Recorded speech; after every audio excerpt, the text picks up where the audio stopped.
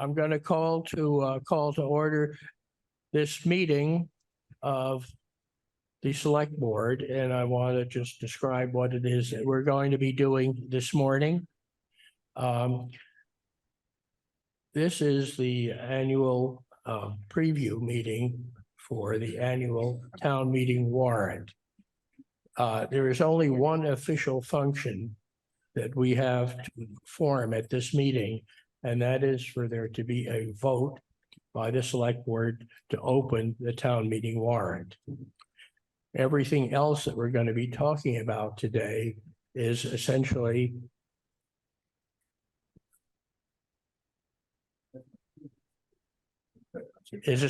for the purpose of information and giving members of various boards and committee a chance to give us a heads up on what's coming down the line, and for members of other boards and members of the public to see what people on these committees and boards are thinking about and what we might expect. This is not a hearing. This is not a public hearing on any of the items that are being discussed today. It is only, as I say, for information purposes only, and the hearings will be conducted by the specific committees with the responsibility for reviewing those warrant articles. I think we are looking at changing times. We are facing new situations and challenges that may be similar in kind, but perhaps greater in degree from what we've faced in the past. An important thing that's happened is essentially we have rebuilt our town administration over the last 2 years. There are a lot of new faces and a lot of new definitions of responsibilities within the town structure. We are not used to facing some of the financial challenges that we have before us now. A lot of it comes from capital expenditures that put a strain on our budget. We're facing new and extraordinary developments in our housing situation with 2 potential 40B projects with which would between the 2 of them amount to over 500 new housing units, and those are things that the zoning board of appeal is now dealing with. They have those developments will have, of course, a positive influence on our housing supply, but also will place strains on our financial and our administrative needs. So it is a time when we need to be prudent.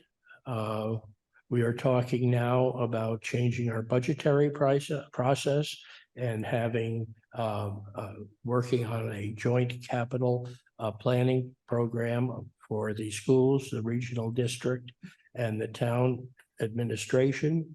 And we're even talking about having a common article on the town meeting warrant, which combines the budgets for all 3 so that they get considered together as a bottom line number that the town meeting votes for.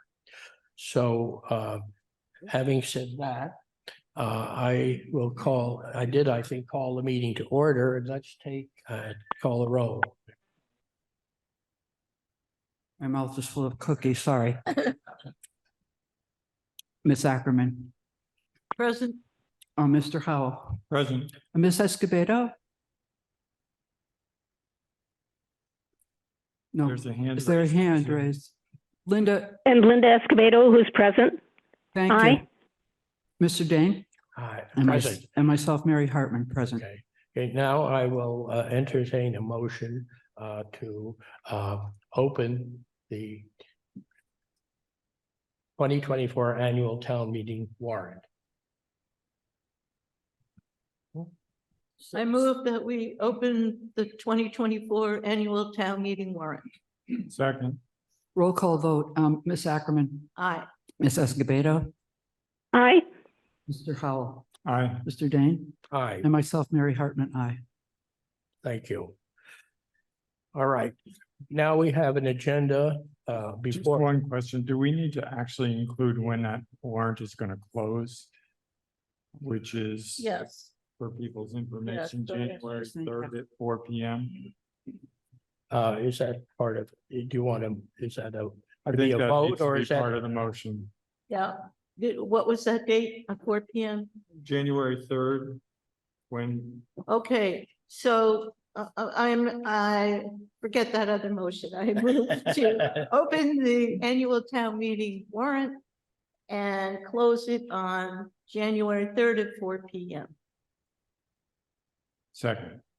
Ms. Ackerman, Aye. Ms. Escobedo, Aye. Mr. Howell, Aye. Mr. Dane, Aye, and myself, Mary Hartman, aye. thank you.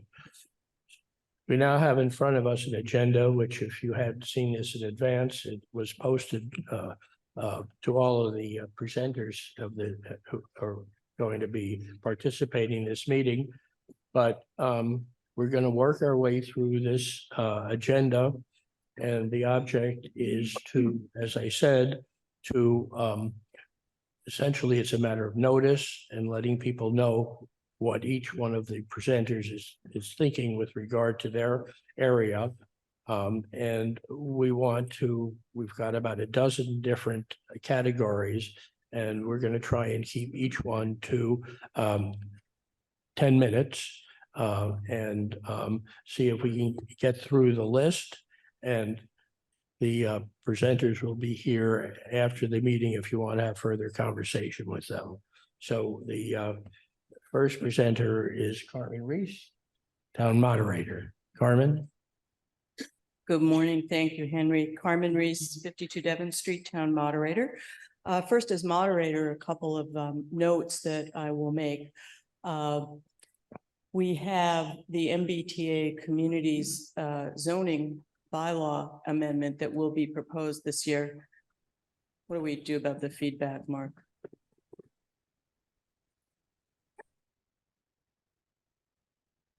That's better. And I think that it's already quite clear that this will be very high interest article in the community, and it will be, I expect that that will end up wherever it ends up on the warrant. I expect that as moderator, I'll schedule that pre-schedule it as a high interest article in all likelihood for Tuesday night at the start of our meeting. But that determination will be made once the hearings are concluded.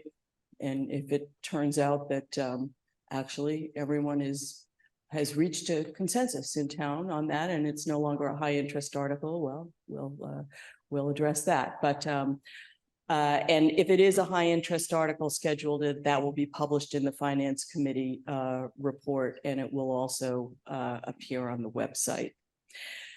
Second, we have been investigating an experiment in holding a second location of town meeting at the Harvey Wheeler Center.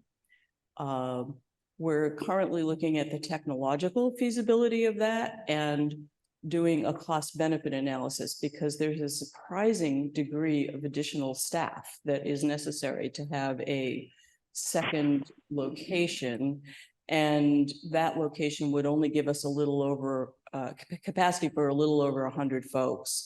So we have to really weigh whether that cost is going to be worth it. But I'm working with town staff to sort through that. And once we have a spreadsheet of what those numbers look like, we'll talk that over with the select board and the town manager and make a determination on whether we'll go forward with that experiment.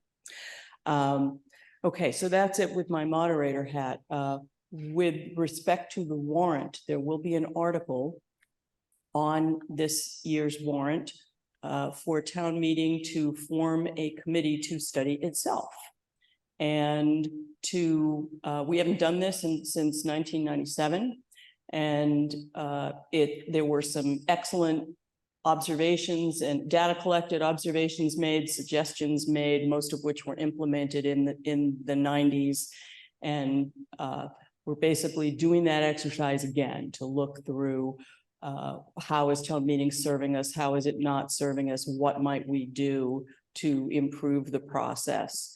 And I will be the sponsor and presenter on that article, which means that I will step down from the podium and the deputy town moderator will preside over it. And it'll be a committee of 9 persons, I expect. And in anticipation of that article being passed, the option has been added to the volunteer cards electronically for folks to volunteer for this committee. So if you are interested, please do put in a volunteer card for that. And I will really be hoping, if the committee is formed by town meeting, to get it up very promptly after the meeting so that the committee has as much time as possible to carry out its charge. Thank you.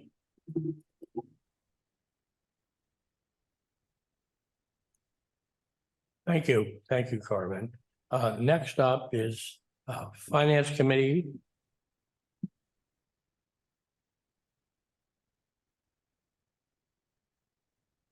And I think, are you gonna, as we have some PowerPoint slides. All right. These slides, by the way, are in the package that was distributed, and our copies are in the back of the room for your reference. All right. Thank you, Henry. Before I get started with the formal presentation, a quick show of hands. How many folks attended the last select board hearing on the residential tax exemption? Those in the room, raise your hands. All right. Unfortunately, we can't take the poll there, but hopefully you take to heart the messages that a lot of folks there were giving in terms of the surprise increase in the taxes the last couple of years, what that's done to their household incomes, et cetera, and the strain that it's putting on a lot of folks. And I ask you guys as leaders in the community to think about that as you think about developing warrant articles for this town meeting and the extra taxes that warrant article will impose on folks above and beyond what we're already hearing from the schools and the towns. Right, so I'll just leave that message with you guys and those on the Zoom call as leaders in the community to think about that impact explicitly. I think as being in town about 4 or 5 years and observing, residents want a lot of things, and we ask for a lot of things usually in a silo process. And I don't know that we've ever sat down and thought about the incremental impact of each of these asks, but as Henry said in the opening, that impact is now showing, I think, and you're going to see that it's going to continue to show next year and the year after and the year after. At some point in the next few years, as we estimated last year in the Finance Committee report, we're going to be looking at 2.5 overrides because we're running out of room, basically. Whether that matters or not, that's up to residents, but that's what we're faced with. So having said that, I'll get off my high horse and just give you a quick update on the town's financial situation. Next slide, please. So very quickly, we're right in the middle of the budget process. As you'll see in a minute, we've got budget reviews with the towns and the schools coming up in December. We established guideline metrics in September. Those metrics are used to inform what the guidelines are that we provide to the towns and the schools.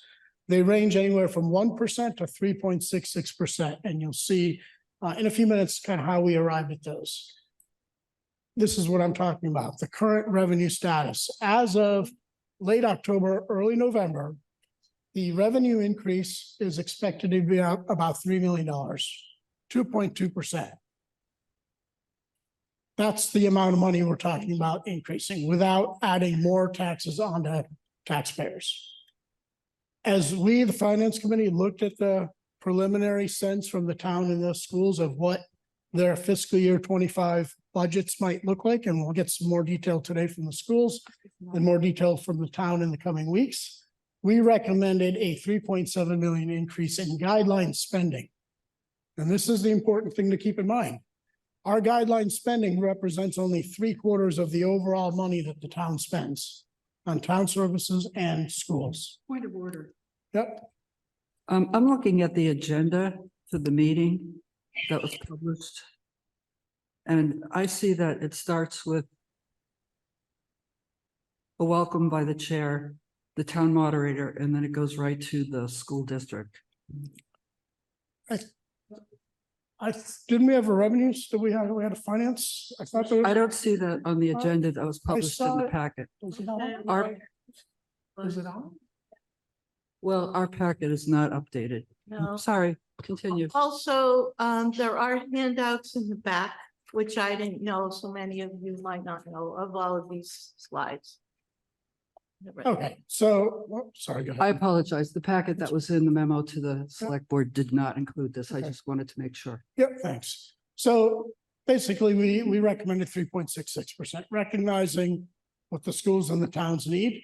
That translates to an estimated 3.65% tax increase on the median value house. And oh, by the way, that doesn't include roughly up to 4% of tax increases we're gonna see, depending on the financing source, for the third phase of borrowing from the Concord Middle School. So I'll go back to what I started. Anything that gets put on the warrant article for extra money for this or extra money for that will result in extra tax increases beyond what we're seeing here. Let's just go through the slides very quickly. I know there's 10 minutes. I'm not going to go through the next slide. Next two slides, you'll just see, and by the way, these are all, as Mary said, in your handouts. Good progress on the budget process this year. Next slide, we're already into December. We've got a long ways to go, but we're going to hear, as I said, from the towns around their town and school budgets.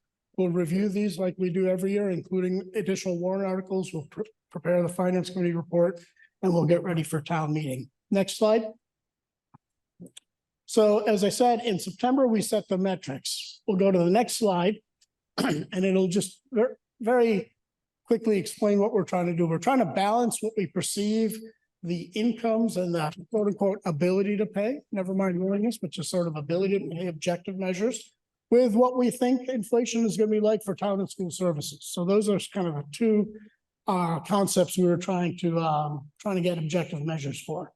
Repeat, these are not the guidelines. This is just input that we used along with bottom-up input from the town and the school budgets. Next slide.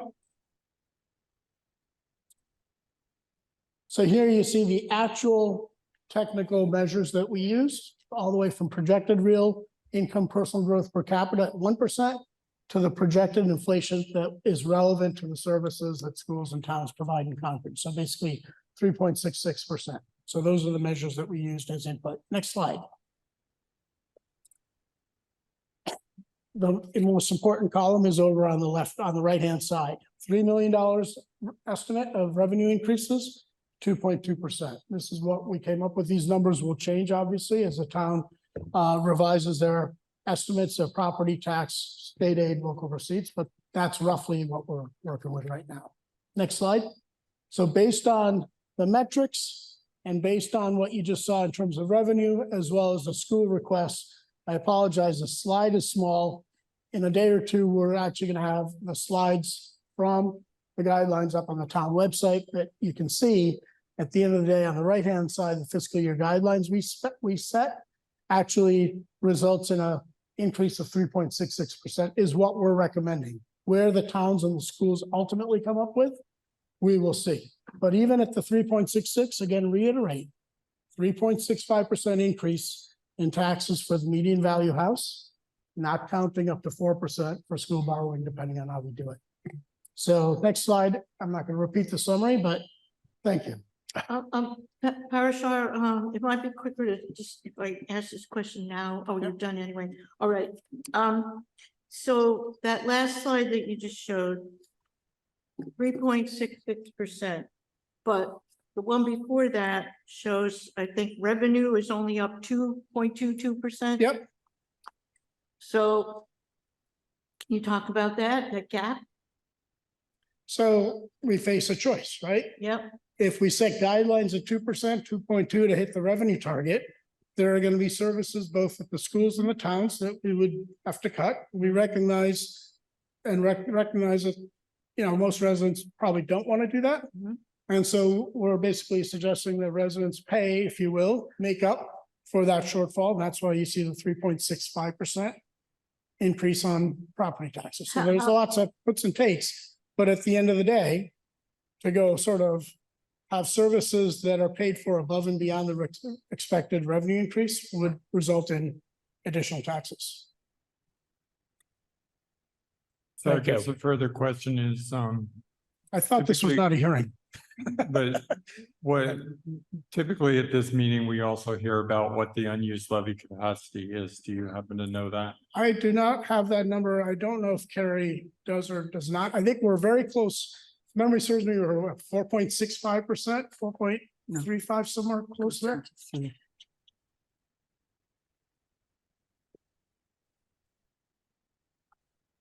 Any other questions from the Well, board? If I could just Answer that. respond on unused levy capacity under this scenario for fiscal 25 is projected to be 4.54% or just under $5 million. Thank you. So to just finish my question, I don't quite understand. If we have 2.22% revenue increase. So you're showing that property taxes would go up, let's say, 2.69% on the slide on page 8. So I still don't understand how we're getting all the way to 3.66% guidelines. What, are we going to go above the levy with an override, or what do you propose? Well, we don't have to do an override because we have levy capacity, right? That's what's going on. But in the Okay. next few years, if we keep at this, Mhm. we'll have to get to an override. I know the purpose isn't to get deep into the numbers, No, but I we can know. take it offline, but that's where we're headed. I mean, if I could try to explain this quickly and easily, there are two different presentations. That slide that shows total revenue is guidelines and non-guidelines, and it's taking into account exempt debt. And we back out in that presentation that shows 3.66%, we're backing out exempt debt, and we're just looking at within the levy. So they're Okay, just thank two you. different Okay, I get it. presentations. Thank you. I have a question. Like, Thank- so let's, we can move on. I have a question. You have a question? I Eric? No. Is that my hearing aid or the sound? We're all getting Uh,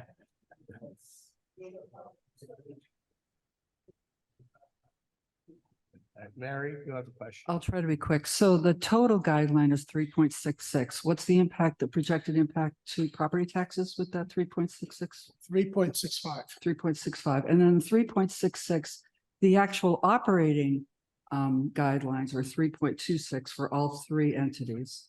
And the difference is because capital, if I understand it right, you're pulling out cash capital for the town and treating that separately. Well, so we're not treating it separately. So if you go back, I don't know if we can go back to the slide with it's hard to see and I apologize, but what we're doing, we set the overall guidelines, town and school, including tier 1 capital for the town at 3.66%. Right, It basically said the operating guideline number for the Right. town and the schools will be 3.26%. okay, The difference is because we're increasing tier 1 spending by about 17 or 18% relative to 24, fiscal year 24 for the town.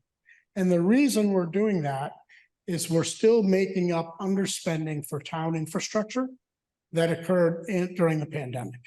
and I think, That's what- but it's predicated on the assumption that the town's tier 1 spending is included in the guideline. Which And has yet been the past schools practice. isn't included in the guideline. That is correct. And because they have a separate $900,000, but in fact, that separate $900,000 warrant article that the school puts forward is for tier 2. It's not for tier 1. Well, so when you look, and you'll see hopefully on Monday at your capital planning forum, when you look at the individual items in that warrant article, Right, we'll see it today, actually. okay, so they're all virtually all technically tier 1. The only reason they're considered tier 2 is because they're bundled together in a package. And therefore, we're considering it tier 2 because it's 900,000. Well, actually, when we get to those slides, they look to me like many of them are actually tier 2. The point, which is debt, and which is different than what was presented at the FinCom meeting. So in fact, the 900K now, I think, is in fact tier 2, but we'll talk about that So- later. I just When want we to, saw I it, just want it to was all tier emphasize, 1. I want to emphasize that the message I think you want to the town is that the guideline for the operating budgets is the same. Yeah. Yes. right? Okay. Sure. Thank you. Thanks. Next, the presentation is from the school committee.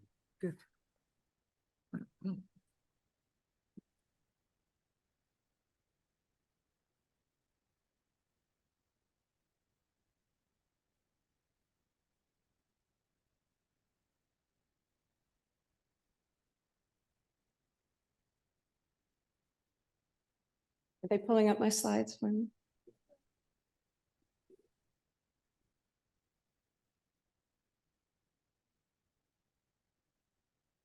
Okay.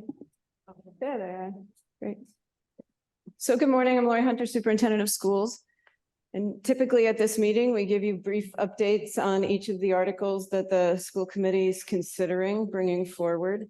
I'll preface all of this discussion by saying we're in the very early stages of the process. I am presenting for the first time the recommended budgets to the school committee on Tuesday night. So the timing this year is a little bit different than it often is, where the school committee hasn't had conversations yet.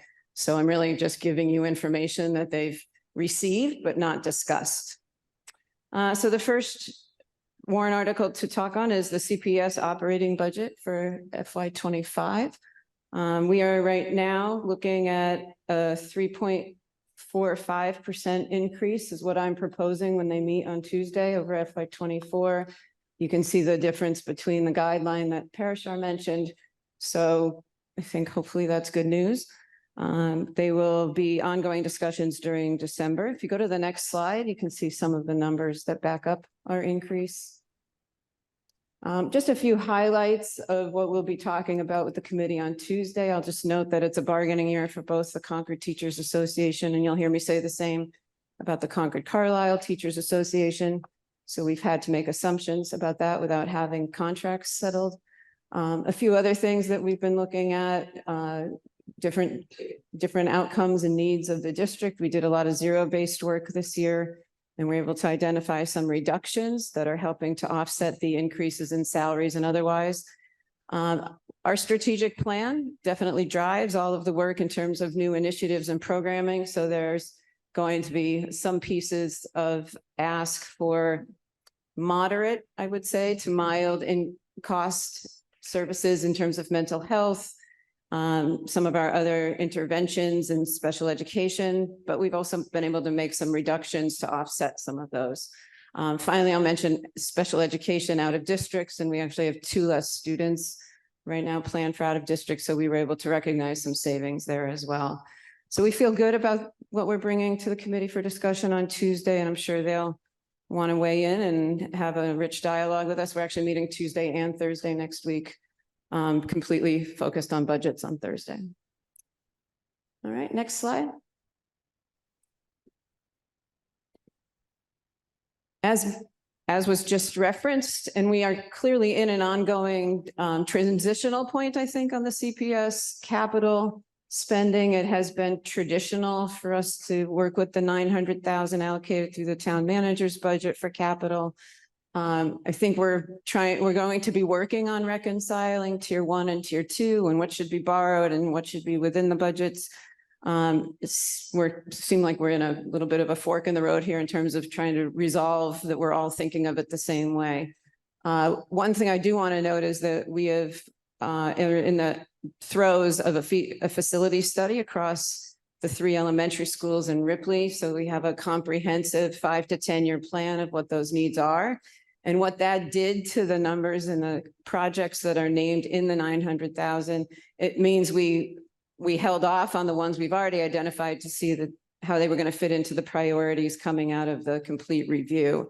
So there is a little different flavor to the 900,000. It has trucks and copiers and some things that have really gone left undone over the years as we worked on big picture projects like ERUs and other things. So much more to come on that as we talk on both this year's 900,000 request and how we're going to be working with the town going forward, and the outcome of the facility study with the elementary schools aged, they're all 15 to 20 years old now, and we want to be sure we're starting to address proactively whatever those needs are going to be. So if you go to the next slide, we've just put highlights in here because there is so much discussion still to be had. Maintenance of vehicle replacements. We have a 20-year-old dump truck, believe it or not. That's pretty good longevity. We have some needs for a compact trailer. We're also looking at upgrades to the Thoreau campus. That campus, both through longevity of addressing some of the ongoing maintenance, but also the fire and the pods that had to be put out there. There's just been an accumulative factor of need that we are actually going to step back and study and make a plan for. The capital project money last year funded the study, and we're in the throes of that, getting community input, parent input, student input, teacher input. And then we are still holding some funds for Sanborn and Peabody. We dropped that number in half because we will be in the new building based on the schedule of February of 2025. Again, another bit of a transitional year because it's kind of going to run 3 buildings and the 24-25 school year, which, don't get me wrong, is incredibly exciting. Hopefully not running them all simultaneously. We expect to vacate Sanborn and Peabody right as we enter the new school, but there is going to be a little bit of overlap where we're, upending the new school to prepare for children, and it will still be in the other schools. So we're trying to identify those costs, both in the operating budget and in the capital plan. And then little bits of technology. We do need a whole fire panel alarm replacement at Alcott. We've been band-aiding that for the last year. So those are some highlights of what's in the plan. Next slide. The high school operating budget, we are bringing in a number. My recommended budget, which the committee will discuss this week, is that 39 million. And you'll see Concord's assessment of that once we break that out. The split with Carlisle based on enrollments is 23,200,000. With the debt assessment, the high school is still declining in debt, although we did have to add the road project on, which was important, and glad we're finished with that. So there was just a little uptick there and an ongoing discussion to be had in December. If you go to the next slide, those are the highlights of the budget. And just to note, this is the overall operational increase, which doesn't necessarily equate to Concord's percentage increase, because you also have to add in the debt reduction and the assessment split. But operational, I'm proposing a 3.37% increase. We've been able to really work through the process to identify staffing. And we're at the high school, we're able to get down to the 0.25 full-time equivalent and really only schedule and budget for what we need. So we've been able to realize some savings there.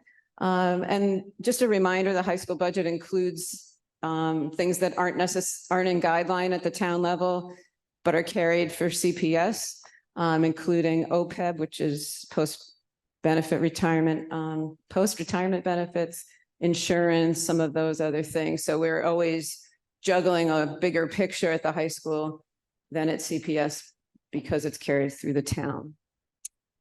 And then finally, you go to the last slide.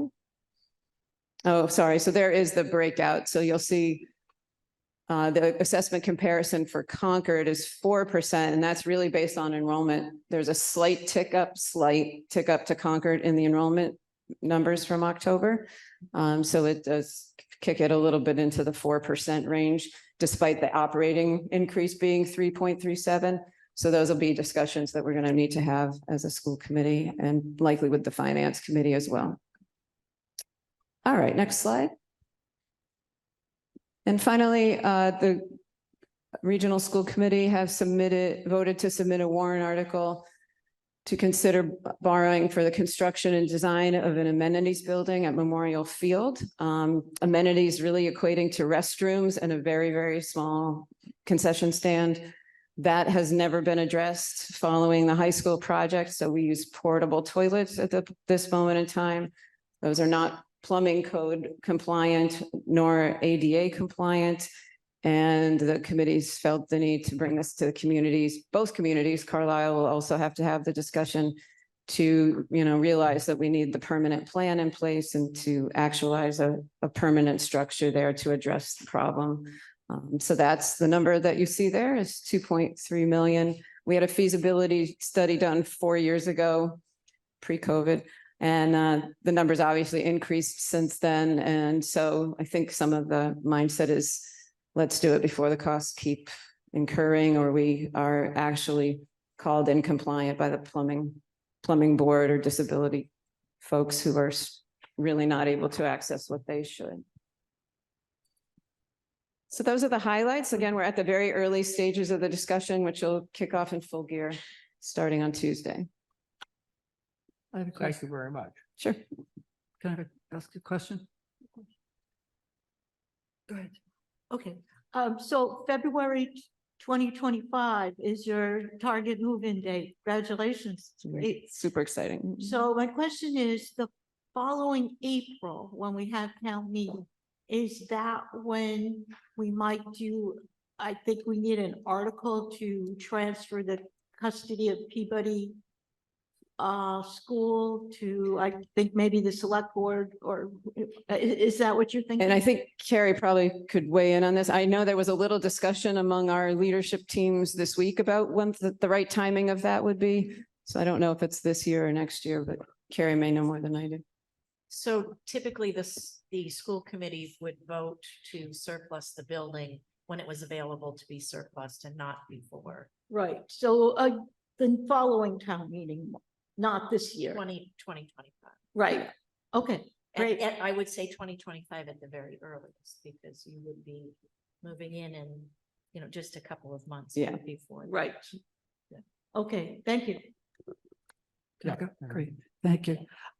So for the audience, you should know that this Monday night, we're having a joint meeting with the select board and the school committee about the capital plan. So a lot of these things will be fleshed out, but today what I want to just say is that based on my comment earlier, there seems to be some confusion about what the 900K is about. And I think that was originally put forward years ago as a way for the school to raise debt to keep their buildings and their equipment in good condition. And I think it's getting a little bit mixed up with some operating expenses. So I think that's something we're going to be looking at as far as, is it dedicated to debt, or are we using it as a way to kind of subsidize some of our operating spending? So that's what I'm going to be looking at on Monday night. So, and we'll talk more about it then. Thank you. Yeah, I think that's what we're trying to clarify after historic years of doing it this way, and now trying to all get on the same page as to how to approach some of those needs. So we'll talk more about that Monday night. Yeah, Okay. Is there anything else from the board? Okay, thank you very much. thank you. And we'll move on to Public Works. Alan? We're right on schedule too. Okay. Good morning, everybody. Alan Cathcart, Director of Concord Public Works, and I'll try to keep us on schedule. I'm going to first talk about, I have no slides or presentations for materials, so you're not missing anything if you're looking. In essence, I would say that good planning begets projects and investments. Public Works has been doing a lot of planning over the last few years. We completed a existing condition study of our water system. We've started to begin to look at the short and long-term needs for our water supply. We've identified our primary investments over the next 5 to 10 years are going to be in the water treatment. Specifically, we're looking at the need to proceed with the investment for the final design and construction of the Nagog Pond treatment facility. That may necessitate some work along the Route 2A corridor. We were also identified a need to install more advanced treatment at several of our groundwater supplies, primarily to address the PFAS issue that we're all kind of learning more and more about. And the roll-up of these needs are, we're looking at going to town meeting for authorization to borrow close to about $50 million. That investment's anticipated to be made over the next 5 years or so. And the impact of that will be, in essence, an average cost of water service for, a typical residence of somewhere in the presently about $750 a year to over 10 years, doubling that up to about $1,500 per year for water service. But in essence, there isn't a lot of options available. If we want to be able to drink the water and meet Safe Drinking Water Act standards, this is what we're going to need to do. And in essence, that's the presentation on what is significant or different as far as the water system. So I'll just stop there.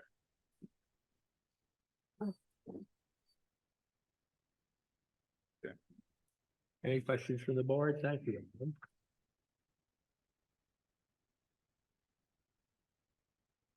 No? No?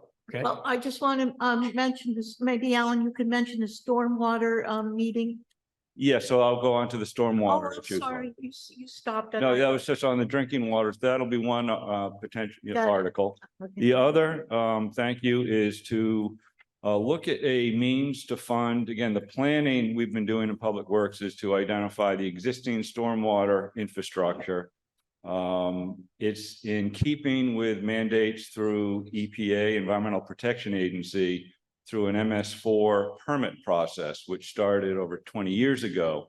In essence, identify the stormwater systems. Stormwater is a very important aspect or actually a function to the community. We have found that over the last 20 years, we really haven't been investing in maintaining or improving the stormwater system. The challenge with stormwater is that it affects the community at large. It consists of networks of culverts and stormwater pipes and bridges. There's significant needs. We have been making requests over the years for somewhere in the tune of $500,000 or $1 million a year that we believe is necessary. At this point, we've identified a cost of somewhere between $1 to $2 million a year of annual investments are required to maintain, repair, replace, and improve the stormwater system. Stormwater is critical in that we've seen just over the past summer what happens when systems are failing, where you get water sort of backing up into the common areas. The example on Monument Street a few years ago, where there was such catastrophic failure, an investment of $650,000 that hadn't been budgeted, but was required. So we're looking at a source of funds. A lot of communities in New England are starting to look at developing stormwater utility. In essence, establishing a fee structure that would sort of provide funding dedicated for stormwater investment. There's different mechanisms. There's a flat rate structure that could be assessed where you typically, if you start talking about stormwater revenue, you'll start hearing things called equivalent residential units. That may be assigning a value to each residential unit. We are looking at impacts on residents, commercial, institutional, municipal entities. It will be an equal opportunity need. Everybody benefits from stormwater management. There's also a tiered rate structure where you can look at impervious cover. That's the area that is actually impacted. We're impacting snow melt, rainfall, and there's ways of slicing and dicing all sorts of tiered systems. You can be very sophisticated where it could be based on a per foot basis, or it could be a very simple, which is simply a unit cost. We're going to be exploring that over the next few months. We're looking at maybe a ERU, that's the equivalent residential unit of somewhere between $100 and $200 a year is sort of the impact we're talking about. And in essence, we'd go to town meeting to actually establish this a stormwater enterprise and discuss the funding, whether it's something we do at this town meeting or establish the enterprise and then come back at a later town meeting with a funding mechanism is to be determined over the next few weeks. We will be having a meeting next Tuesday night. Highly recommend if you could attend. We're going to be talking about stormwater. We'll provide a lot of detail on sort of the needs and anticipated what a stormwater utility might look like. We're also going to be talking about drinking water, and we're also going to be talking about wastewater. We're trying to do these all in an integrated way to manage these systems. We think of it as one water in Concord. We also have to think of it's the ratepayer, or the taxpayer. It's the same community that we're serving. So, you know, we appreciate that. And I think as we start looking at these things holistically and over the long term, we'll be well served. So that's basically the overview for what we anticipate bringing forward through the Public Works Commission. Thank you. Any other questions from the board? Okay, thank you, Al. Thank you. I think you might have a question from Linda. Linda's hand. Linda, did you have a question? Linda, your hand's been up, the whole meeting, but do you have a question now? Okay, thank you. Hand is down. Thank Yes, you. yes. All right. Personnel Board, Bill, did I see you here? Yes.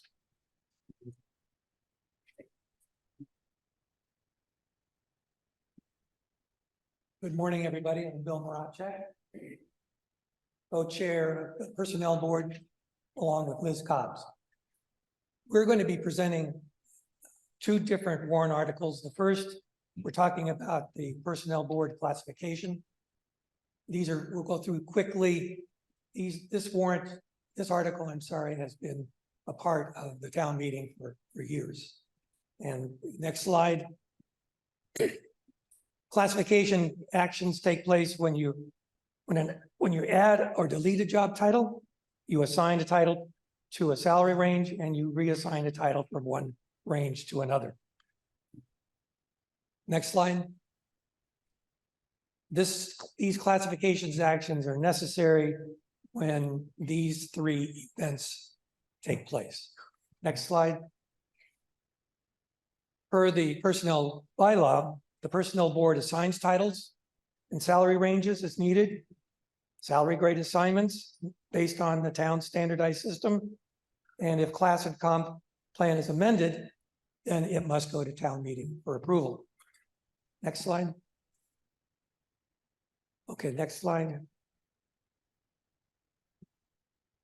So this is again, let's go to the, let's go past these.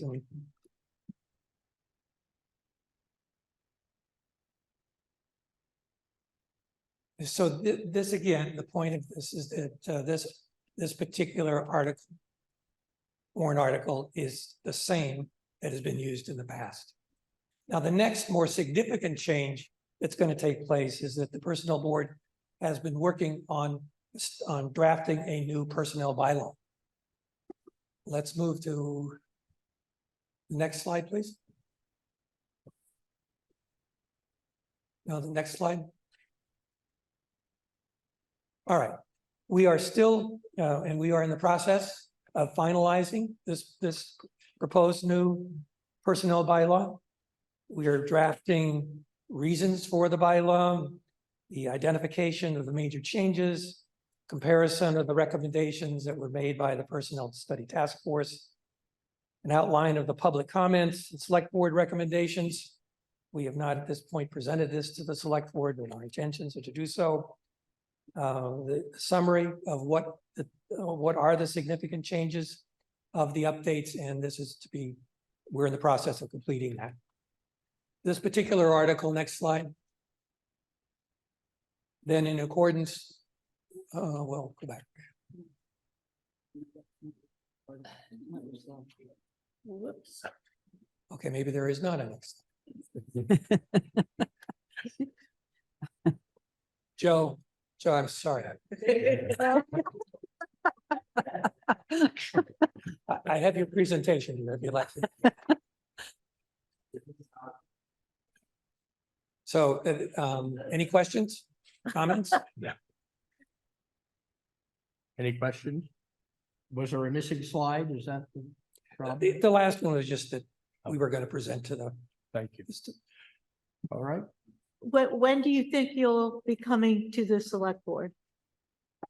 Well, we'll coordinate that as soon as possible, really. I mean, we're really ready at this point. We've been working on this draft for a long time, and I think we just need to dot the i's and cross the t's.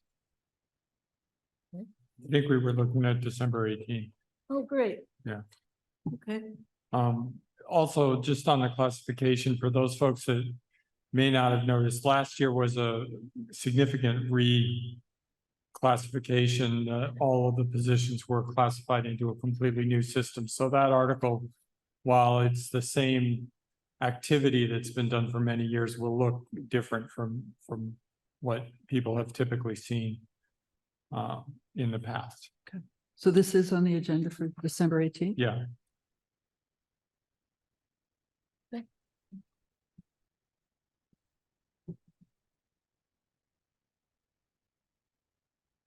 Okay, planning board, Linda?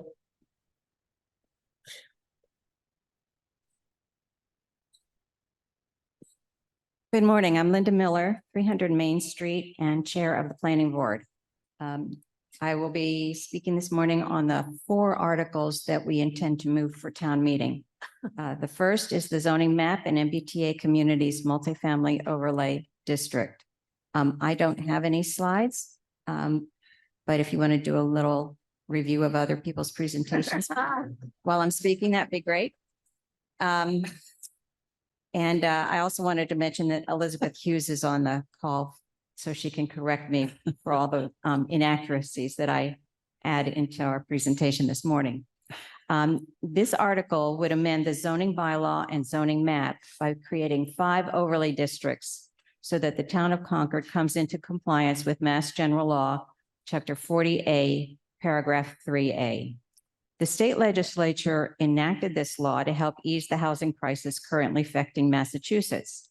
While this law does not compel construction of any new housing, it does create zoning which makes it easier to build or otherwise develop multifamily properties. Such development would still be subject to site plan review, during which reasonable conditions may be placed on development, but development cannot be denied. So it is a condition known as by right. Any proposed project will be required to follow all local and state laws and go through the regular approval process. Regulations for use, dimension, and all other provisions of the zoning bylaw governing the respective underlying zoning districts would remain in full force, except for uses allowed as of right in the overlay district. The proposed zoning supports the goals of the comprehensive long-range plan and would allow for a range of housing types and sizes close to the MBTA commuter rail stations. A concrete action toward increasing sustainability, diversity, equity, and inclusion, growth and options for affordable spaces for Concord residents to live and work, and supporting the vitality of town centers, as well as enhancing non-autocentric transit options. This bylaw will require a majority to pass. I don't know if you'd like me to stop now and talk about MBTA or continue with the other articles we'll be offering. Any thought? Is that a question? Yes, there was a question directed to you if you want to move on. Yes, please, unless there are any questions about this. Are there any questions? I mean, I'm sure there will be lots of questions about this as we go on, but I want to emphasize that the planning board will have its own hearings Yes. in the normal course of town meeting preparation, where all of this can be detailed and discussed. Excellent. Thank I you. just want to comment briefly that I think the reason there's no questions is you've been doing an excellent job all summer and fall of educating everybody. Well, thank you. And we appreciate that. Thank you. Okay, thank you. And I appreciate your attention. It's been very collaborative. Thank you. And the planning board has been very responsive to many of the comments that have been made about the original plan Thank you. and as it's developed. I look forward to your support. Thank you so much. Just for anybody who hasn't been following this, what's their next opportunity to hear about the MBTA zoning in detail? We discuss it at each of our planning board meetings. The next would be December 12th. And there we will be either on that meeting or on the 19th, be finalizing the wording to go into the warrant. So it's getting to real details at this point. Great, thank you. Thanks. The second article we'll be talking about is two-family dwelling units in Residence B zoning districts.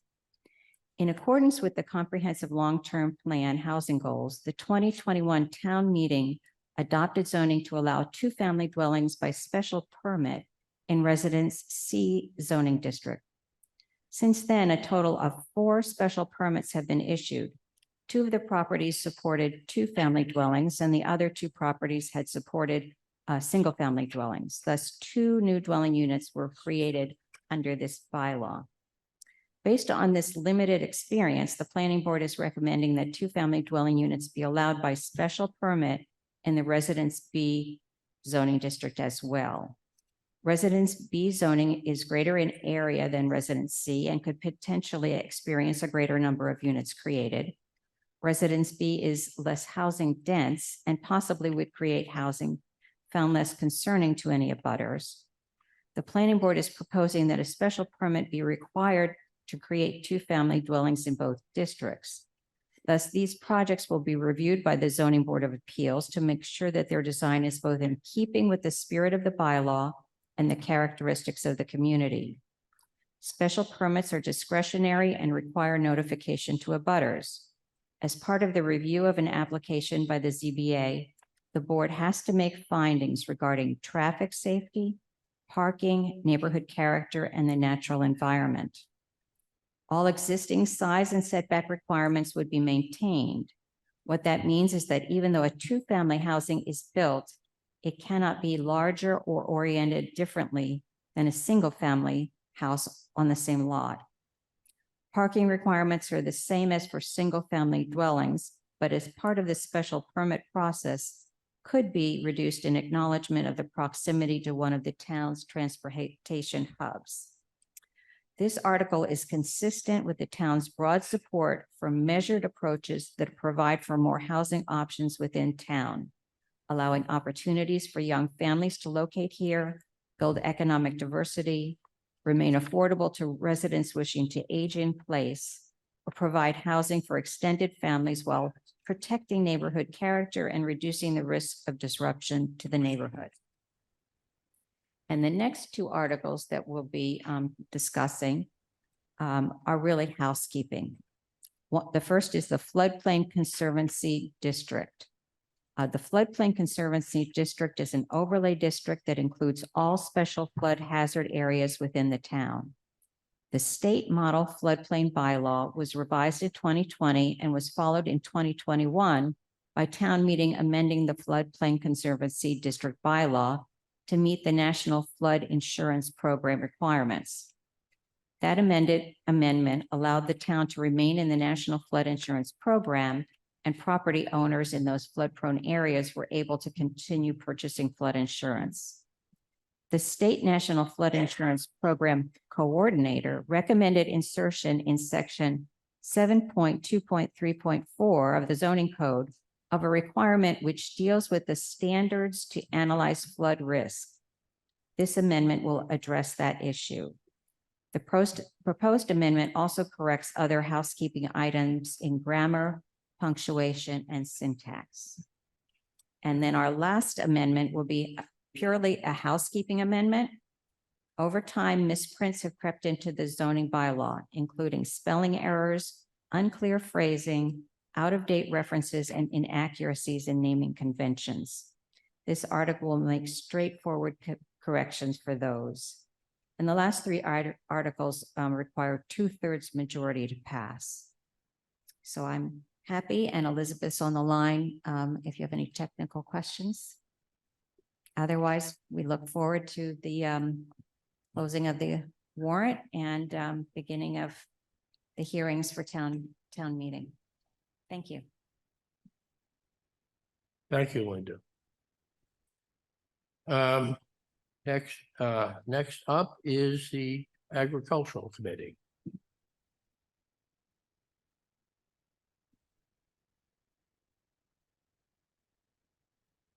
Hi, everybody. I'm Liza Bemis. I'm co-chair of the Ag Committee. We have one article proposed. That's an article to authorize the select board to petition for changes to the previously approved home rule petition regarding a checkout bag charge. For those of you that don't remember, a checkout bag charge fee of 10 cents was passed, I think, at the 2022 town meeting. It hasn't been implemented yet because it has to go through the home rule petition at the state. The Ag Committee is asking that there be Section 6 added, which is an exclusion of farm stands and farmers market vendors to be exempt from the bag fee. A couple of reasons behind why they want to do this. Farm businesses are pretty unique in a couple ways. The proposed article does say that a checkout bag charge line on the receipt be required. Most farm stand businesses do not have a POS system that can automatically do that. So upgrading their cash register systems would be a large burden. The other part is that many small farms don't sell anything other than fruits and vegetables, which are exempt from sales tax. And a checkout bag fee actually does require a sales tax. So it is a 10 cents fee plus a 1 cent sales tax, or a 9 cent fee plus a 1 cent sales tax to make it to the 10 cents. So a lot of small farms don't have a sales tax account already. So asking them to collect, report to the state, and keep track of this would be a pretty big burden. Sort of a sub issue of the tax issue is that a lot of farm stands in this area take EBT cards. And since everything they're selling falls under EBT or SNAP eligible purchases, having an additional fee for a bag may be sort of considered a stigma added to purchasing with EBT, that they would have to get on another payment to pay for the bag. So that's just sort of a sub issue of the tax problem. So that's it. Did I cover everything? Okay. That's all. Any questions? Thank you. Thank you. Eric. Now, this is, we're talking about essentially an amendment of a home rule petition, which still has not been adopted by the legislature. That's right. It's in committee, right? Next up, DEI, Joe.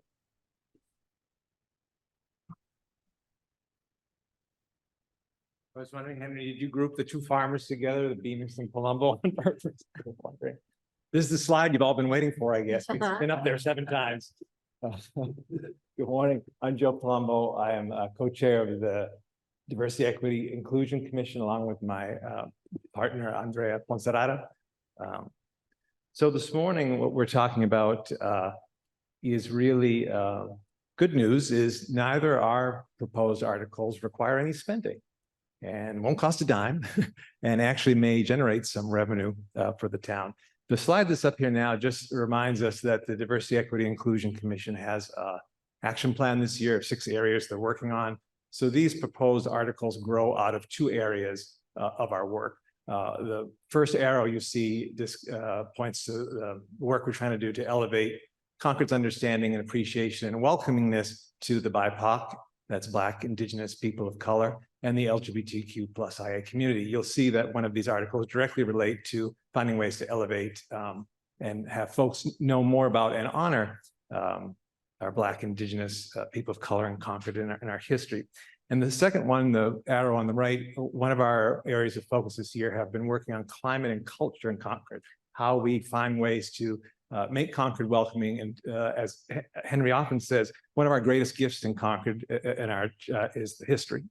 And how do we make sure how we talk about, explain, promote, invite folks into our history is reflective of that. So those are where the 2 proposed articles come from. So could we go to the next slide? So the first article deals with the naming of the new middle school. The DEI Commission has been in collaboration with several entities in the town, including the Robbins House and others, to bring forward understanding of why the new middle school should be named after Ellen Garrison. I'll just say quickly so that we all learn a little bit of history. If we don't know, Ellen Garrison was born in Concord. She was the daughter and the granddaughter of 2 enslaved men. Her grandfather, Caesar Robbins, actually was a patriot of color, a man who stood at the Old North Bridge as an enslaved man fighting on April 19th. Ellen herself attended Concord Public Schools right here across the street in the center at what's the Masonic Lodge now. That's where she went to school. She was an excellent student. She left town, and almost a century before Rosa Parks, she became one of the first African Americans in the United States to challenged the legitimacy of the Civil Rights Act of 1866, and it is believed by some historians that her lawsuit in 1866 was later cited in precedent for the law team working on the Rosa Parks case. If the school was named after Ellen would be the first alumni of the Concord Public School, as far as our research knows, have a school named after her. And I think most importantly, it would be the first time any public building in over 400 years in this town was named after a person of color. So it seems like an amazing, exciting opportunity for us. So our article is really rather simple. It just, if I go to the next slide, is just asking the town to be able to weigh in on this, much the same way the towns weighed in on the initial funding of the middle school. And then when the numbers got wonky and we had to authorize more money for the building of the middle school, this is just going back to the town one more time and saying, hey, now that we're building this, would you like to weigh in on what the school should be named? And so that's what that article asked for. Before I go on to the second one, any questions about this first article that we're proposing? Okay. Do we have, is that it, Joe? That's on the first one. I'm going to go on the second one when you're ready. Questions from the board? Oh, No. no? No. Okay. No. Let's move on. No, we do have a question.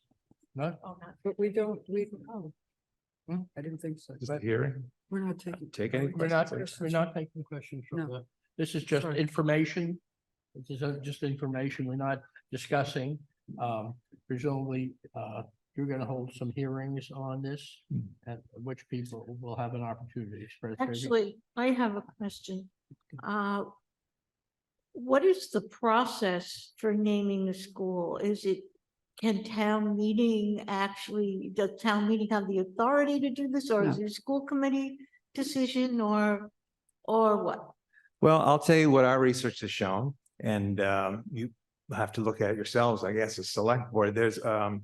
There's a public building and there is a APP 43. Take a look at that naming of town property. It talks about initially that the entity, in a new public building, the entity or the committee that will operate that building should hold a hearing and give a recommendation to the select board for the select board to decide. Yep. There is some movement perhaps in the school district to hold hearings on this, but it's not clear and there's no clear process right now.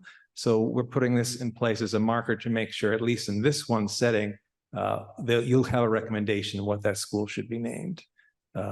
Someone needs to recommend to the select board through some system. And right now there doesn't seem to be any viable or obvious system. So the DEI Commission wants to go on record to make sure there is at least one process by which members of the town can give their input to this so that you can actually execute article up to APP 43. That's my understanding. I think the issue as to who has the authority on this is a complicated matter. Yeah, absolutely. It's a complicated matter that is the school committee and we consulted town council, and I don't know if there's a final determination as to who actually has the authority. So that's going to be one of the issues, of course, but who has the authority may not be, may not really address the issue as to what the name should be. Yeah, because the town meeting, we could still, all it is a recommendation to you as a select board to decide, and you may still choose not to or not be able to. So anyway, this is something that's going to have to be thrashed out. As Karen always talks about, it's a good way for deliberation, for us to deliberate as a town. Can I make a comment? I'm wondering if you added to the article saying that you urged the select board and or the school committee, so that while we're kind of figuring out who has the real authority, you've got them both covered. It's a good idea. Yeah.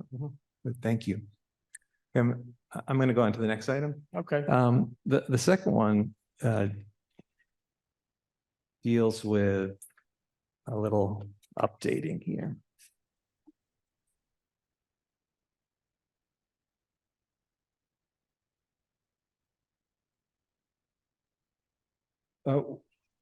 It's the DI Commission is looking at recommending, and we hate the word task force, but we couldn't come up with anything better. Something really short, a small group over a short period of time to look at two really important things: the review of the Historic District Commission and the Historic Commission's charges. Both commissions were formed in 1960 and 1973 respectively, and then their charges have not been updated since 1982. So that's about 41 years. The recommendation of this review would focus primarily on ways to update the protocols and procedures of these commissions to ensure they reflect some of the 21st century priorities currently in the town, including our commitment to diversity, equity, inclusion, our interest in promoting economic viability, and historic preservation that is welcoming and inclusive of all people. So let me give you some examples. When these commissions were set up, the purpose of, this is from their language, the purpose of the Historic District Act is to promote educational, cultural, economic, and general welfare of the public by which through the ways they execute. And when it was set up, it was perfect for the time it was set up. But there may be ways that what is important to the town has changed, and it might be worth going back and looking at why they were set up and how they operated. We need to make sure that the purposes of these two commissions are actually reflexive of what we're trying to do as a town. We are interested in preserving and celebrating a wider and fuller story. We need to make sure that that is recognized in the charters of the Historic District Commission. So in other words, they do excellent work, but the excellent work is based on a charge that may not actually fit what we're trying to do now. So if we're trying to promote wider and more diverse stories, if we're trying to tell histories that aren't usually told, may want that in their charge. That may help them do their work. Also, I think from an economic viability standpoint, the amount of Black tourism alone, just that one segment of the population, that's $109 billion of spending every year in the United States. That is 15% of all tourism it's Black tourism. Concord has this amazing ability to create some stories and some history and some heritage trails like are done in many towns throughout the state, but we've not been able to do that. And it might help the Historic District Commission and the Historic Commission if that was part of their charge, the ability to focus on the economic development of the town and bring some revenue to the town for telling these stories. I mean, you go to a little tiny town, Florence, Massachusetts has a heritage trail. So we're thinking this might help them if it was actually in their charge to kind of focus on that sort of work. Berkshire's has a heritage trail. So lots of folks are ahead of us who want to catch up. This is, of course, in no way to diminish the hard work that has been done by historic commissions for the last 60 years. They've done excellent work. They just may need some help now by revitalizing and refocusing their energy. And we think this might be able to do this. All it is, the warrant doesn't cost any money. It asks people to take a look. Short term, can you go to that last slide? Oh, slides are gone. Short term, maybe in 3 months, 90 days, group of people, some folks on the Historic Commission, some folks in DI, some other tourism folks in town get together, look at all the charges, look at the enabling legislation, and recommend back to the select board what to do. That's what that article's about. Okay. What I questions? suggest in that regard is that you have entered into conversations with both the Historic Yes. Commission and the HDC, and in this, and with the HDC, they are established by a statute. Not That's right. by a town Yeah. bylaw or charge, That's and right. they too would like to make some changes. Yeah, sure. To that, so you might be able to join forces with them to get some changes that both of you might like to. Yeah, I see. think, Okay. yeah, Luis and I take some long walks around town and there's some things that we'd like to change. We both agree. Yeah. But Anything else? there's going to be a new chart. It's going to be new chair soon. So I guess my last question is just to be clear that we're asking we're asking the select board to add these to the warrant, and we're asking to have these placed on the December 18th agenda so that they can be discussed. I understand that's the process to Would get you, these onto the warrant. Send us a note with a specific request. Excellent. Thank you. Can I make, Mary? I just have a comment, Joe. It says, I think the wording of the article is that you determine whether the town will direct the select board. I think you want to say urge the select. board. Urge. Mhm. We don't like to be direct. We Yes, don't. like- Nobody does. Nobody does. So, yeah, but no, we're not, so, no, we can either talk offline or we can talk with Joe about what you want to do. Thank you so much. Thank you. Good, thank you, Joe. Yeah, again, the purpose of this meeting is exactly to get those sorts of dialogues going before the warrant closes. So we are hoping that committees will take the opportunity to communicate with each other and begin working on these subjects so that we can get to consensus by town meeting. Thank you, Mark. Okay, now we have item 10 is citizen petitions, and I think we have two that are being suggested to us.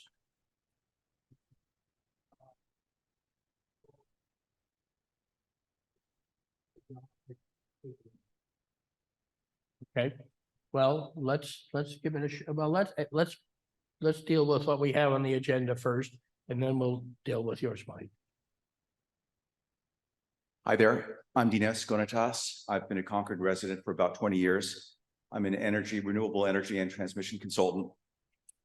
And part of why I came up with this and been marshaling support for this concept is I did a mini sabbatical the last year or two on voting rights, specifically looking at redistricting, since a number of states have essentially gerrymandered their districts so that you can have 50% of the population of a state breaks either way for whichever party, but one party can get 2/3 of the legislative seats.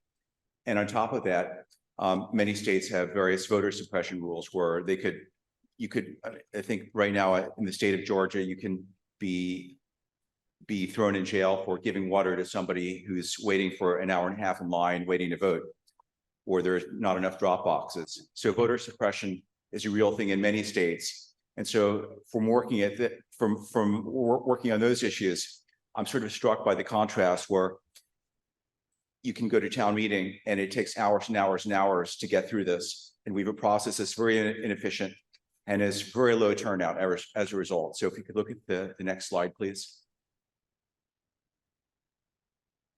So what we have here is a comparison of turnout for state and presidential elections on the top. And then in gray, we have turnout in town elections. And in orange, we've got the actual turnout in town meetings. And I hate to say that, besides the fact that the town meeting participation has consistently declined over the last few decades, these represent overestimates because the town meeting attendance figures are just attendance figures. And half the time, people, after they vote on a couple of the articles they're most interested in, they just walk out and leave. So by the time you get through the rest of the matters, you only really have just a few hundred people making decisions for the whole of the population of Concord.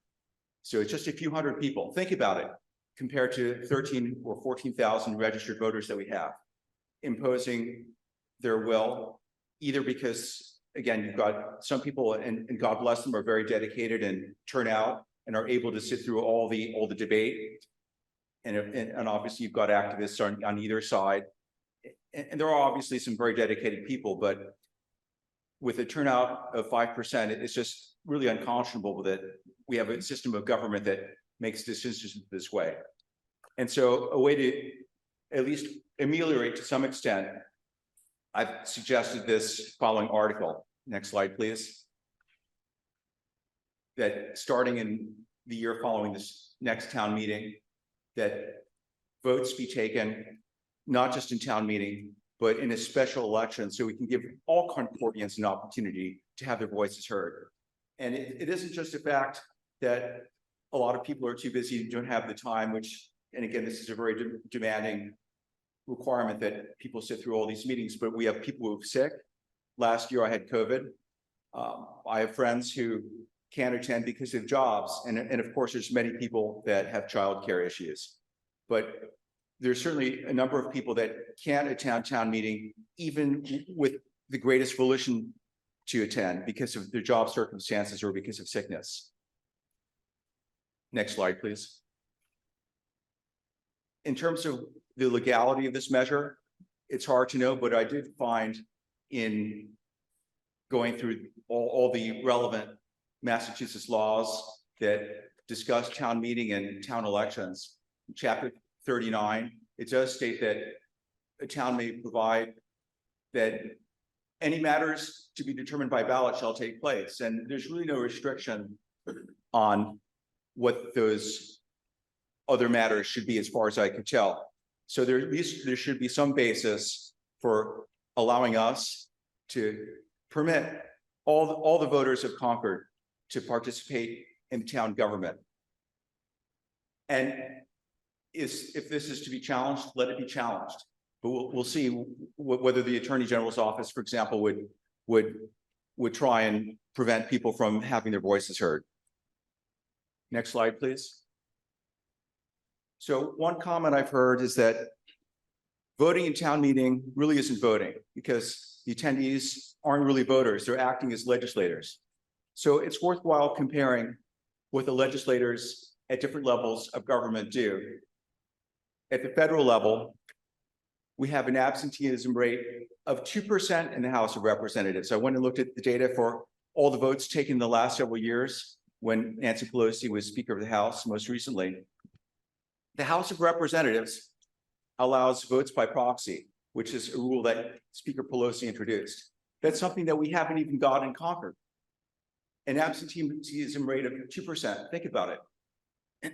And this is averaged over all the votes that you could take, whereas we've got a 95% absenteeism rate in Concord, which if you averaged over all the warrant articles in town meeting would probably be even higher than that. I looked at the number of people voting on some of the closely divided measures where we take account, and it was only about 350 people voting on the leaf blower measure. Now, I had calls from the person who plows my driveway. They also do lawn cleanups, begging me to go and attend town meeting. And I was sick. And to tell the truth, I was a little undecided. I thought there were good arguments on both sides. And, you know, I'm reluctant to sometimes make decisions. You know, should it be the school committee budget or should it be the finance committee budget? Those are difficult questions and require a lot of consideration. And I'd like to learn all the facts. And the facts aren't always obvious to just what people's opinions are expressed at town meeting. So other aspects that differentiate the town meeting audience as a legislature from the federal and state legislatures, I hate to say it, compensation is a big one. You're a member of Congress, you get paid $174,000. You're a member of the State House here, General Court, you get paid on average around $90,000. Of course, as a Concordian, you don't get any compensation. And it is true that there are some legislatures which have very low compensation, but usually for a very part-time attendance, one session every 2 years in Texas. And usually the members have an ulterior motive, like their attorneys or real estate developers for whom participation in their state legislature brings some relevance to their careers. And finally, if you look at the quality of the debate that we get in town meeting, if you go to the next slide, please. So it's been raised that it's very important to have real-time participation in person in town meeting because of the opportunity to hear other people's views and be convinced and even have your minds changed by what people say in debate. And I'm not saying that they can't happen, and I'm sure it does happen, but by all means, it can continue to happen. There's no reason not to have a town meeting just because you're voting. It's also available on YouTube.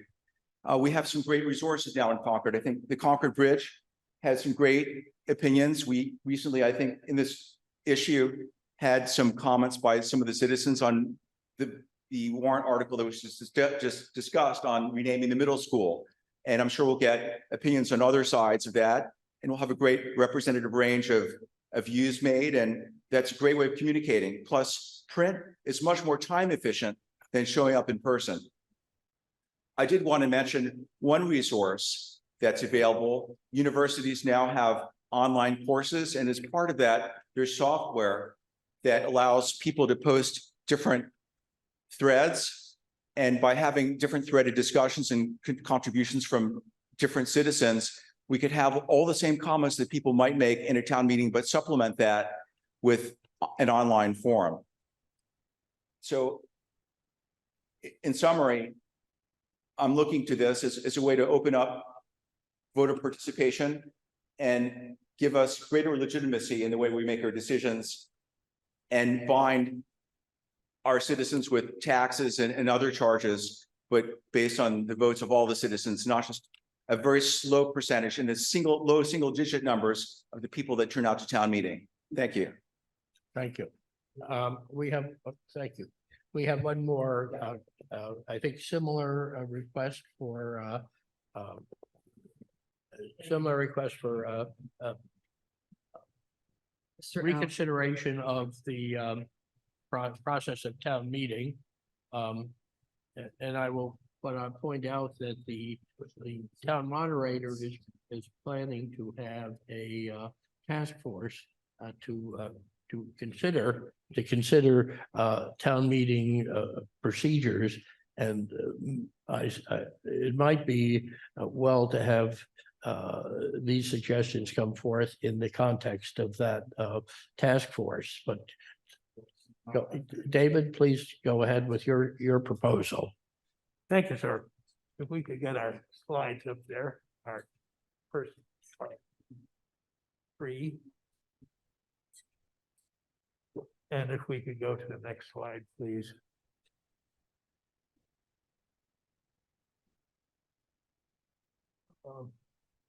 As you see, the topic is the potential for remote participation at town meeting. So let's ask the question, what is remote participation at town meeting?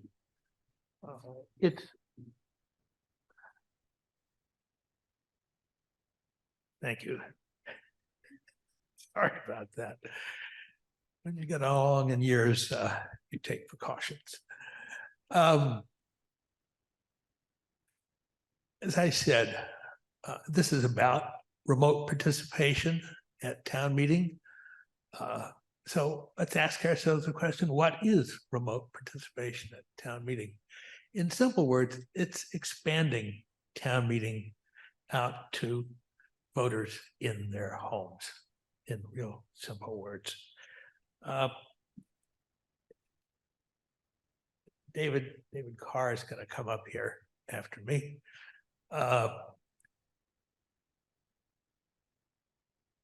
Whether or not we take this to town meeting in the spring turns, as far as we can see on it, on whether or not Concord is ready for this. And frankly, this morning is our first outing to take the temperature.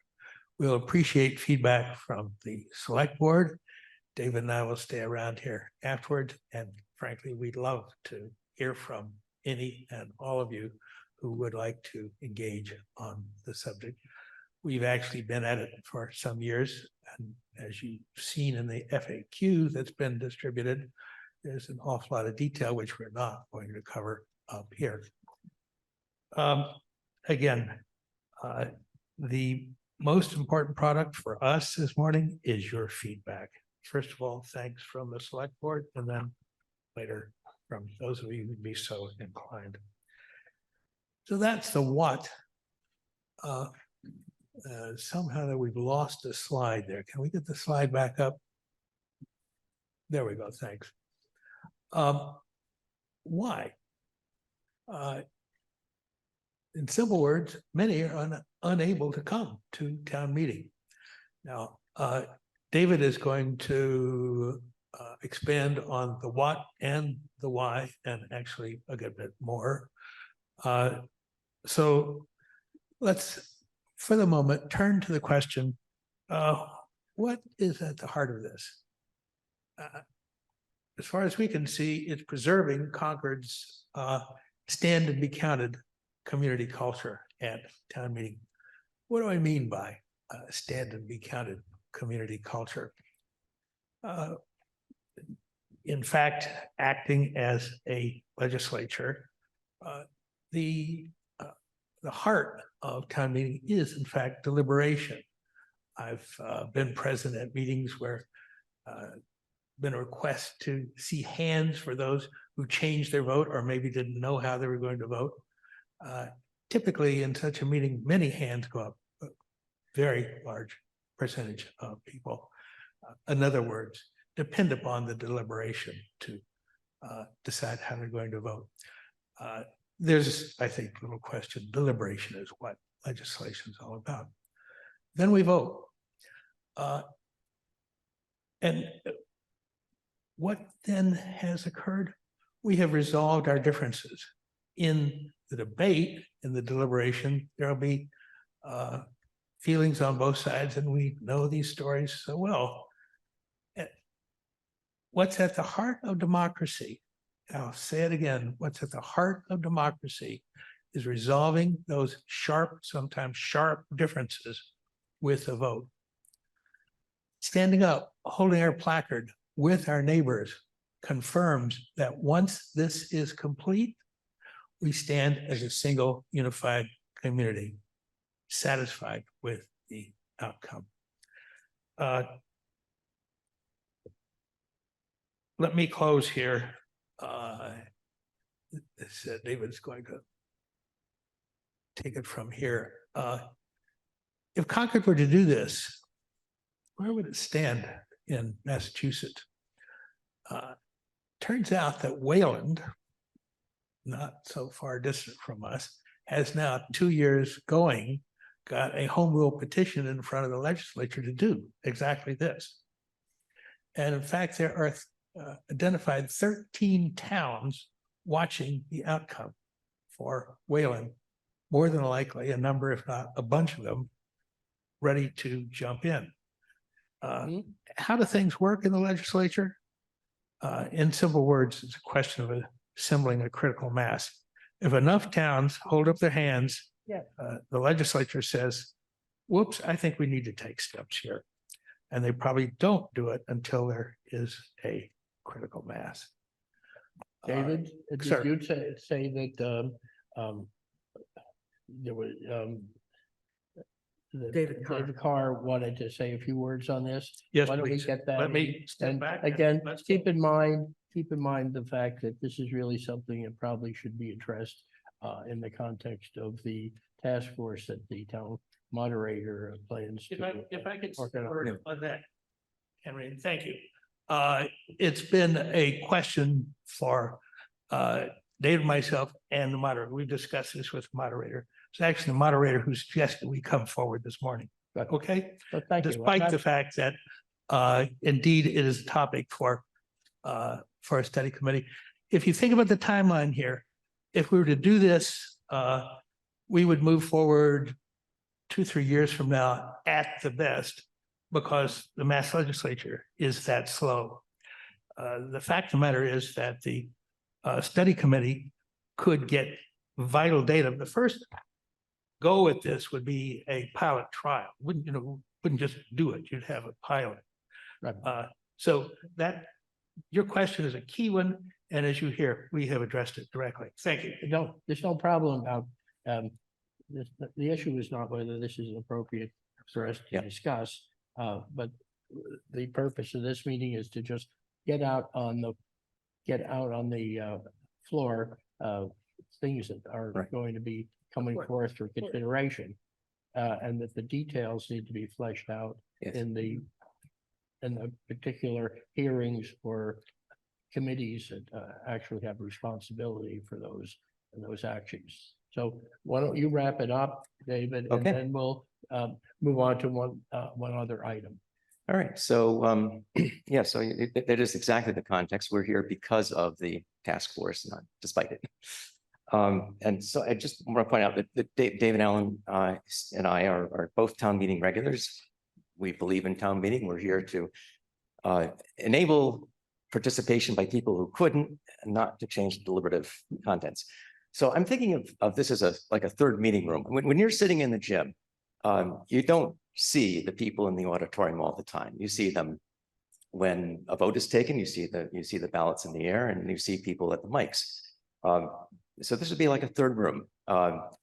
David Allen likes to call it the tote board. When you see on this, you see on the screen, you see you can see the people in the auditorium. If you're in the gym, you can see the people in the auditorium.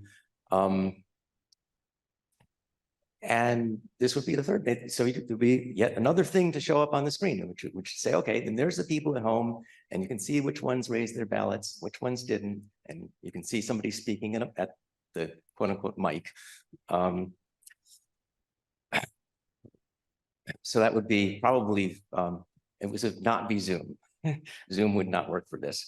But we do have identified a secure voting app, which would support both the attributed voting that we have today. You can see who's voting on which thing, and we would also support the secret ballot if it's called for. And let's see, we did, one of the reasons we're here today rather than much earlier is we put this whole effort on pause during COVID. But it occurred to me, wouldn't it have been nice to have this thing in the spring of 2020 rather, already in place? And last, since we've been asked to consider cost, there will obviously be some cost. If you put any new technology in, it's going to cost something. There's nothing exactly off the shelf we can put in place right away. And we would be pulling other pieces. I mean, there's some cost to the voting software and so forth. But none of this is going to be for fiscal year 2025. No. So what we would be bringing forth wouldn't cost the town a dime. It's just putting that marker down there to have the opportunity later to do this if we choose to. No. So I don't think we need to get into the details of how this might work. And right, as I said, the purpose of this meeting is to alert the participants and the people who are watching as to what might be coming up before the committees and the town meeting. And I think we are well aware of the concern that many people have about the effectiveness of town meeting. And we're going to have a very serious discussion and consideration of that. And I'm happy, we're all happy to have you and the other concerned people participate in that conversation. Yeah, so this is all about access for people who are ill or have childcare responsibilities or can't drive at night. It's all about deliberation, and it's basically just trying to add a third room to the meeting. Thank you. Thank you. We get it. And the FAQ is there precisely because, as you say, there's a lot of detail that's in that FAQ. We have one. Thank you. Thank you. Now, Mike had one more item, and Dean as well. I would, I just point out that the flexibility we have on what we're talking about here this morning is a result of the fact that the board is not taking any action based on what is being said here this morning, so that we do have the flexibility to discuss things that are consistent with the purpose of the preview meeting. So, Mike, go ahead and let us know what's up. Huh? Yeah, please. You don't have whichever microphone you prefer. Depends on your height. Michael Lawson, 1695 Lowell Road, member of the Economic Vitality Committee, and speaking on their behalf. First, apologies for not getting this in early enough to be on the agenda. The Economic Vitality Committee is considering a warrant article that would relax regulations around temporary housing during the period of the celebration of the 250th anniversary of the beginning of the American Revolution. I don't know whether it's going to be possible or not, because there's also state regulations associated with temporary housing, but we will be exploring it and may bring this article. Good. Thank you. I have a question about that, Mike. Would that be sponsored by the select board or the planning board? What's your thinking? I think once we have a warrant article that we think is in fact something that could be done, we would want to bring it to your attention, and it would be your call as to whether you wanted to be the sponsor or whether you wanted the Economic Vitality Committee to sponsor it. Thank you. Or perhaps the planning board, since it's a regulatory. Or perhaps the planning board. Yeah. And Ms. Miller does know about the intention. We've also spoken with Elizabeth Hughes or written to her about it, but it's very preliminary right now, and it may just not be feasible to get the work done that would be able to support this at town meeting. Okay, well, we'd have to decide, like, if this is going to be put on the warrant, whether this is something that would be sponsored by the select board or by the planning board. Yeah, yeah, Right. right. So, and Right. if it's going to be sponsored by the select board, we would need to have it on our agenda for December 18th, which would mean that we'd I have to have understand. the specific request for it at least a week in advance of that date. I understand. Okay, thank you, Mike. Dean?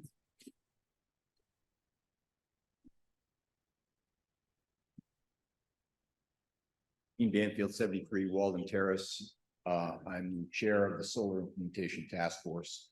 We were formed by unanimous vote of the town meeting last. Dean, can you speak in the microphone? It's good. Dean Banfield, 73 Walden Terrace. How's that? Good. Okay, better. I'm the chair of the Solar Implementation Task Force, which was formed last April by a unanimous vote of town meeting. We were stood up in August of this year to explore increasing solar arrays on town land, primarily to build a plan of how to get to our goals from the climate action plan by 2030, but also to encourage the development quickly and build momentum and start to develop solar arrays somewhere in the community. We've identified 2 locations. One is to expand the arrays that are currently installed over at the landfill. There's areas over there that do not have any arrays. They were not feasible at the time that those were originally installed because the slope of the land, et cetera, was a little bit severe. Additional mounting structure capability has been developed since then because there are many landfills across the country that have similar problems. So that's now an opportunity for us over at the landfill.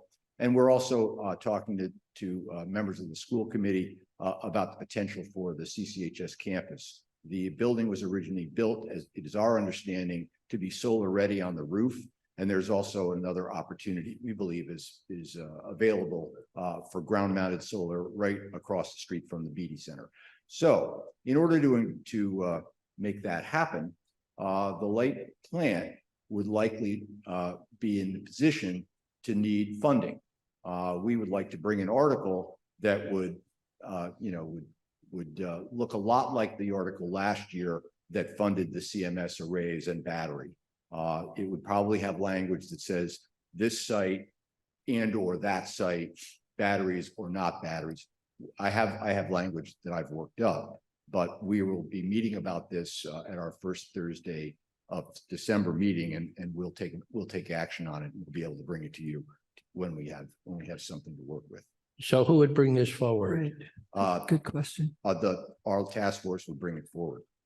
The task force itself? No, I think it would you're asking the light plant to potentially issue debt and for the cost of that debt to be borne by the ratepayers. So formally, the town issues the debt, but it's structured because it's a revenue opportunity that the light board the light plant gets revenue to pay for the debt. In other words, the way the article was structured last year for CMS, yes, the town issues the debt, but it is with the proviso that the revenue to support the debt comes through the light so plant. Dean, refresh my memory. Who sponsored the CMS solar article last The light year? board did. The light Light board. board did. See, yeah. So are you in communication with the light board and to get them to sponsor this article? Okay, so it's not obvious to me why we were structured to report, so to speak, periodically to the CAC, not to the light board. So No, I I'm understand. confused, but okay. No, so I'll do what you want. Well, we just want to get this through the right channels, I think. And I'm a little bit confused myself, but as far as who would be the appropriate sponsor for the article, and maybe I see Carmen standing up. Are you going to help us out here, Carmen? I think as a practical matter, it doesn't really matter who the sponsor. If the article is on the warrant, that is the choice of the select board to put the article on the warrant. Okay. And whoever is listed as the sponsor can be changed. That's not written in stone. And the real question is whether the light board would feel that it has any obligation to conduct hearings or have a vote. You know, that clearly they will take a position on the article one way or another. So it's really, there's some interim process questions there. But I think for the purpose of the warrant, if the article is drafted, I would certainly encourage Dean's committee to be in contact with the light board to make sure you're all on the same page with respect to what the language looks like. And you might want to talk with the finance director also about what that language looks like in terms of the bonding. But then the question of sponsorship, I think is really one of, it's a practical one. But it will be, that's a question of who shepherds the thing through the town meeting process, and that could be Dean's committee or it could be the light board, and I'm sure they can work that. Okay, out. first of all, I just want to know, I support this idea. I do. I just think we have to work offline because we're allocating money here. We're authorizing the raising of money through debt. Yes. So I just want to be clear that whatever we bring to town meeting has the effect of authorizing that. That's Right. how we expect it would be structured. Yeah, so I think that will have to do with the language of the article itself, and obviously bond counsel and the finance director would need to be involved in that. And clearly the light plant has an interest in this, right? Because the ratepayers will be paying for this debt. And if I remember from the prior article, the purchasers of bonds out there in the world need the town to be the primary obligor on these bonds, with the understanding that the light plant will pay first, but the town is actually the obligor. But still, the light plant will need to factor in this cost into its rate setting thinking. And they're an enterprise fund. So we will have to close that loop and make sure that the wording is correct so that we're authorizing what we want to authorize. Okay. I would have had paper copies to hand to you if my electricity had not gone out.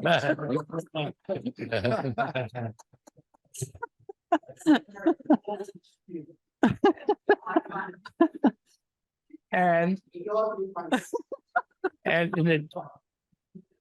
in addition, so that your cell phone works, so you could notify Yes, exactly. notify us that your power was out. Good.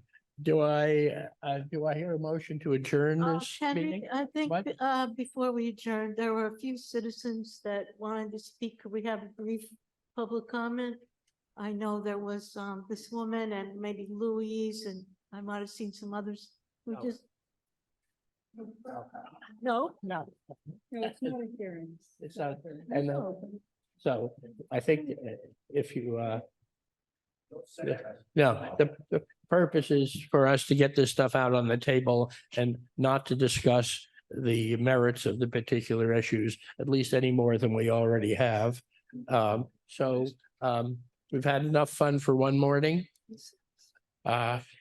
And we'll see you all at the tree lighting this afternoon. Tomorrow afternoon. Tomorrow afternoon. Oh, it's tomorrow? Sorry, tomorrow. All right. Do I hear a motion to adjourn? So moved. To adjourn. Second. Do I have a second to adjourn? Yes. Ms. Ackerman? No. No. Ms. Escobedo? Aye. Mr. Dane? Aye. Oh, Aye. myself, aye.